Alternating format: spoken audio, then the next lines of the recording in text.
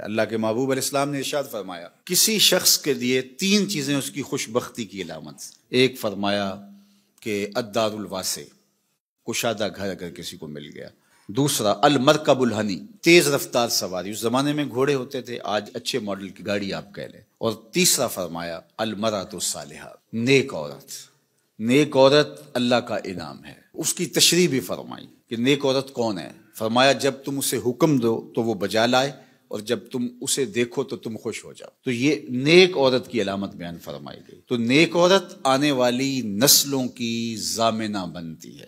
اس لیے اچھی بیوی تلاش کرنا، اور کل وہ بیوی ماں بننے والی ہے اور آپ کی نسلیں اس کی گود میں پلیں گی، اور وہ ضامنہ ہے آپ کی نسلوں کی. اگرچہ یہ درست ہے کہ مرد کی اثرات اولاد کے اوپر مرتب ہوتے ہیں. الولد سر لابیہ ہے، یہ فرمایا گیا کہ جو بیٹا ہوتا ہے یا بیٹی ہوتی ہے وہ باپ کا راز ہوتی ہے. باپ کے اثرات اولاد کے اندر ظہور پذیر ہوتے ہیں، اس میں کوئی شک نہیں، لیکن تربیت کا جوہر خاتون کے ہاتھ میں، ماں کے ہاتھ میں. تو مائیں ہی اولاد کو صالحہ اور پاکیزہ بناتی ہیں. اللہ اکبر. اگر ماں مائی راستی ہو تو بیٹا فرید الدین گنج شکر ہوتا ہے، اور ماں ام الخیر ہو تو بیٹا شیخ عبد القادر جیلانی ہوتا ہے، اور اگر ماں فاطمہ ہو تو بیٹا حسین ابن علی ہوتا ہے. اس لیے جو نکاح کا معیار اسلام نے دیا ہے، اللہ کے محبوب علیہ السلام نے ارشاد فرمایا عورت سے نکاح 4 وجہ سے کیا جاتا ہے.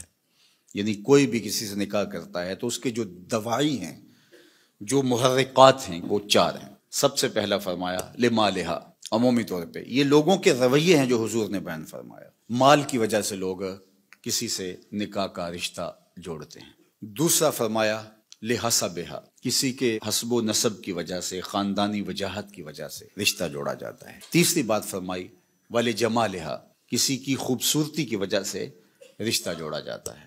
اور پھر آقا کریم علیہ السلام نے چوتھا فرمایا لدینہا، کسی کے دین کی وجہ سے اس کے ساتھ رشتہ جوڑا جاتا ہے. پھر آقا کریم نے فرمایا کہ تم اپنے غلاموں کو تلقین فرمائی کہ تم نکاح کرتے ہوئے دین دیکھا کرو. اللہ اکبر. دین کی بنیاد پر، ہاں اگر باقی چیزیں بھی دین کے ضمن میں آئیں، دیندار خاتون صاحب جمال بھی ہو، صاحب کمال بھی ہو، صاحب مال بھی ہو، حسب و نسب کے اعتبار سے بھی وہ اعلیٰ مرتبے پہ فائز المرام ہو، تو یہ اچھی بات ہے، مل جائے. لیکن پہلی چیز جو ہے اس کا دین ہے. چونکہ اگر خاتون دیندار ہوگی تو نسلوں میں دین پھیلے گا. اس لیے نسلوں میں دین کی ترویج یہ مقصود ہے مسلمان کا. ایک بہت بڑا شاعر ہوا ہے ابو الاسود الدؤلی، اس نے ایک دن اپنی اولاد سے مخاطبت کرتے ہوئے کہا کہ میں تمہارے اوپر تمہارے پیدا ہونے سے پہلے بھی احسانات کیے ہیں، اور تمہارے پیدا ہونے کے بعد بھی بڑے احسانات کیے ہیں. تو بچوں نے کہا کہ پیدا ہونے کے بعد کے احسانات تو سمجھ میں آتے ہیں، آپ نے ہمارے لیے ہمارے پیدا ہونے سے پہلے کیا احسان کیا ہے؟ تو ابو الاسود الدؤلی کہنے لگا کہ میں ایک شاعر تھا، اور شاعر کی طبع میں حسن پسندی ہوتی ہے.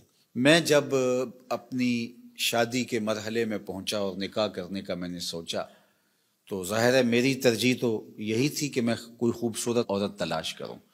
لیکن میں جب ڈھونڈنے نکلا تو میں اپنے لیے خوبصورت عورت تلاش نہیں کی، تمہارے لیے با کردار ماں تلاش کی ہے کہ وہ میرے بچوں کی ماں بننے والی ہے. تو یہ وہ میرا احسان ہے. میں اپنی خواہشات اور اپنے جذبات کی قربانی دے کے میں نے آنے والی نسل کا سوچا ہے، اور نسل کی وجہ سے میں نے جو ہے وہ ترجیح دی ہے.